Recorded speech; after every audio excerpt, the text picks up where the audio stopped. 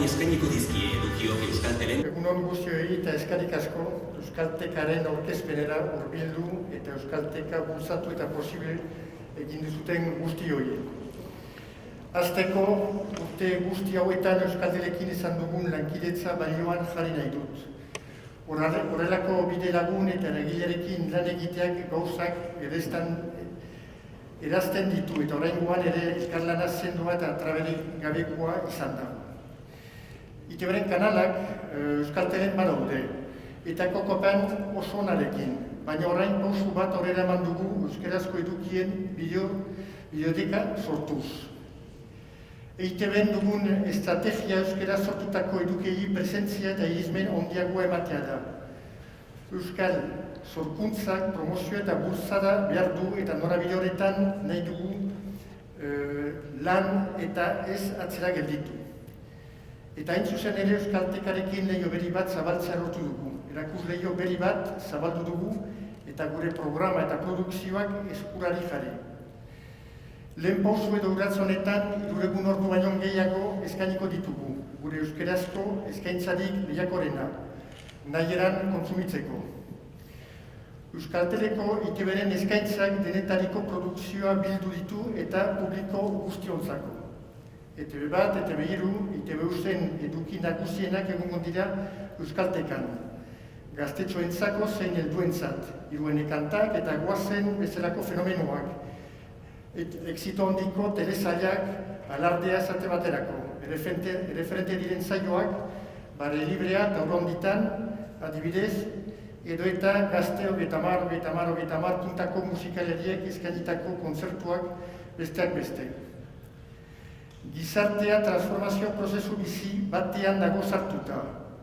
Gizarteari txertatuta eta gizartearekin parez-parez bilakatu eta egokitzea tokatzen zaigu Euskadiko komunikazio talde publikoa garen enean. Beraz, argi dugu, gure sorkuntzari zabalpena eman behar dugula eta kontsumo berrietara moldatu behar dugula gure eskaintza. Euskalteka beraz ezin hobea da euskarazko gure lana erakutsi eta publiko berrietarako iristeko. Eskerrik asko, Mikel. Sailburua, egunon, ETBko ordezkari, egunon beste kazetari guztiei, ongi etorriak. Gutzat, gaur egun pozgarria da eta gaina arro gaude, horrelako plataforma bat gaur aurkezten dugulako. ETBrekin, ETBren eskutik, hori izan behar du. Euskaltelek helburu asko ditu eta horietako bat da euskal kultura, euskera bultzatzea eta zabaltzea eta hartarako zein gero beto EITBrekin baino. Eta, enpresa teknologikoa gea, berrikuntza babesten dugu eta horrelako plataforma teknologikoetan ikuste hor sinergia daudela Euskaltel eta EITB bezalako erakunde batekin. Zentzu hortan, nik uste helburu horiek partekatzen ditugula biok, ITBek eta Euskaltelek. Erreko bat izango dela, plataforma bat, baina zikera 302 ordukin, baina bultzatu egin behar da, zabaldu egin behar da eta indartu egin behar da. Hemen nik uste oso importante dela konturatzea zer datorkigun digitalizazioakin, zer datorkigun internetekin eta egokikin marko dugu. Bai Euskaltele, bai ITB denak egokikin mar dugu eta olatu hori gu armatu beharrean gainean surfeatu marko dugu.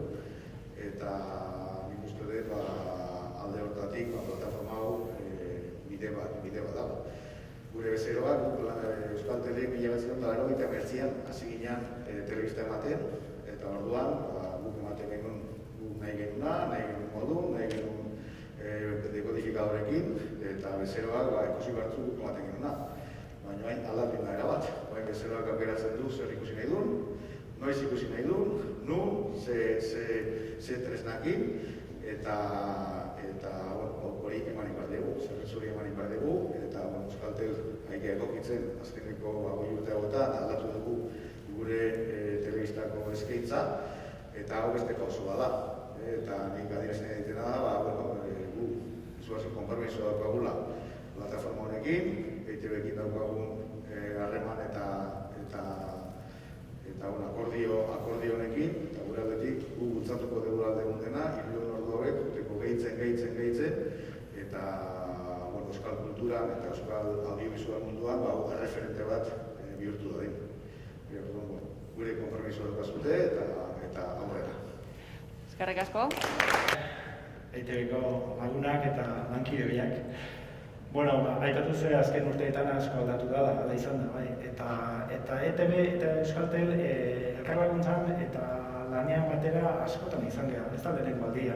Goratzeko duzue TDTA sortu baino lehen, edo etorri baino lehen Euskal Utze sortu genuen umeentzako kanala bion artean sortu genuen, Betizu kanala. Betizu kanala 2003-2004 urtean sortu genuen, eta TDTA eta ETB kanal gehiago arte, Euskaltelen zerean edatu zen Euskal Utzez umeentzako.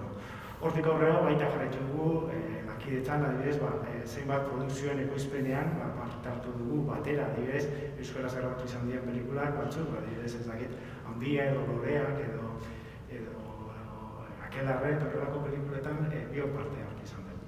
Baina gauzak asko aldatzen ari dira, eta datu batzuk partekatuko ditut zuekin. Adibidez, orain dela 5 urte, gure bezeroen 40%ak ez zuen zertarako zuzenetik emititzen zen ezer ez zuen ikusten.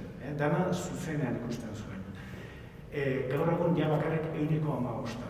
95%ak erabiltzen ditu eskalipeko zerbitzuak. Engeleraz on demand deitzen dien zerbitzuak. Hau da, telebista ez dute ikusten zuzenean bakarrik. Baizik eta batzutan zuzenean ikusten dute, baina beste askotan teleberria hasieratik nahi dute ikusi, edo atzo eman zen programa bat, eta guzti hau aldatzen ari da.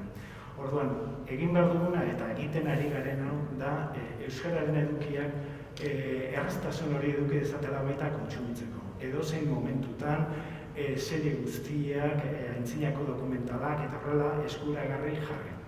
Hori oso importantea da. Gutxi gora, egia da guen zuzenean emititzen den programazio gehiena kontsumitzen da hori zuzenean, ez da? Gure kasuan neurtu ditugun datuak da, 75% zuzenean oraindik ikusten da. Eta beste 25% eskaripean. Baina hori ez du neurtzen gure plataformatik dauden zerbitzuak, adibidez, jendea bere kabuz Netflix, HBO horrela kontsumitzen duenean hori aparte dijoa. Beraz, lasai asko esan dezakegu, agian 25% eta 50% kontsumo, ikusentzunezko kontsumoa egiten dela zuzenetik kanpo. Martxan jartzen dugun zerbitzuari buruz, datu batzuk aipatzeko. Euskaltelek, Euskal Herrian 300.000 etxebizitza baino gehiagotara iristen da, eta deskodatzaile aurreratuarekin 100.000 baino etxebizitza gehiago daukate dagoeneko. Eta horiek dira, 95% horrelako zerbitzuak erabiltzen dituztenak. Euskalteka jarri dugu gure repleitekaren, da liburutegi digital horren, portada oso eskuragarri, erraz ikusteko, eta guztiz doainezkoa da. Gure deskodatzaile daukaten bezero guztientzat doain ikusi izango duten. Así que, guztiak zoriondu eta arrakastutze izan da dira. Xavier, Koldo, Mikel, EITBko lagun eta nik ere zan behar dut, lankide biak, honun guztioi. Momentu batez, kazetariaren txapela jantziko dut. Prentsaurreko batean kazetario galdetu beharko genuke eta hau noiztik izango da, eta orain beste txapela jantziko dut, Euskaltelaren eta esango dut, atzo gauean, repleitika piztu nuenean, hau agertu zitzaidela, Euskalteka.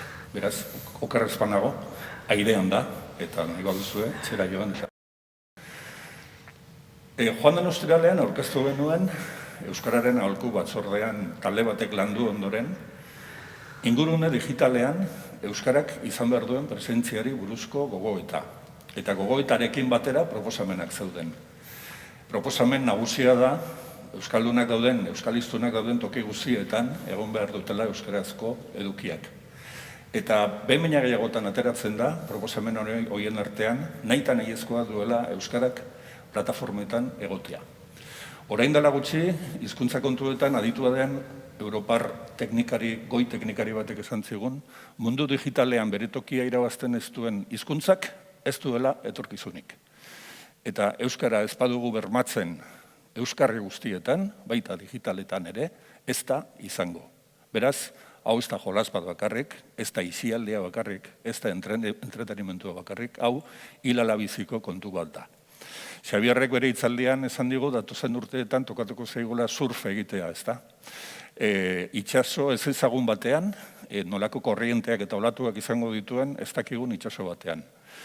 Eta Euskaltel izango da, itsaso horretan batetik bestera surf egiteko taula egoki bat. Euskaltelen taulan ipini ditu EITBek bere hainbat eduki, euskaraz, mundu digitalean eta plataformen mundu horretan muturra sartzen hasteko eta euskal edukiek izan dezaten beren tokia. Eta zer dagokio EITBri? EITBek hainbat plan estrategiko egin ditu eta lehenengoetatik agertu da digital hitza. Eta garrantzia handia eman diogu teknologiari. Baina zerbait argi egon bada, EITBri buruz egin diren gogoeta guztietan izan da, EITB dela, bere telebista, irrati eta internet kateen bitartez, euskal produktuek duten fabrika nagusia. EITB da, euskarazko edukiak sortzen dituen tailer edo lantegi nagusia, eta ia bakarra munduan. Eta ordu, bere etorkizunaren erronka nagusia EITB etxeak. Eta beharrezkoak izango ditu bidelagunak, eta Euskaltel izan da beti bidelagun bat, eta espero dugu datozen urteetan ere izatea. Beraz, euskarak mundu digitalean duen erronka handi horren aurrean, mundu digital horretan galdu ez dadin, gaurtik aurrera Euskaltelen Euskalteka. Zorte hon, danontzat. Eskerrik asko. Los contenidos que ya estaban a través de la Repleteca. Los contenidos que están en la Repleteca son contenidos cogidos de la emisión, son contenidos en bruto, con su publicidad, no están del todo cortados a inicio y final, y eso es la primera diferencia, ¿no? Son contenidos específicamente subidos a la Euskalteca y que están pues, con sus subtítulos y que están totalmente limpiados. La idea también es, bueno, el tiempo de vida que tiene ese contenido también es diferente. La Repleteca, lo que teníamos a través de TV1 y TV2, pues tenía una vida muy corta. Normalmente son pues, más o menos unos 7 días. En la Euskalteca, la vida de la mayoría de los productos pues, va a ser mucho más larga. Y luego tenemos también como futuro proyecto con la Euskalteca la idea de abrir esa ventana de distribución de contenidos no solo a productores de contenidos para ETV, sino abrir esa ventana a otros productores que producen contenidos en euskera.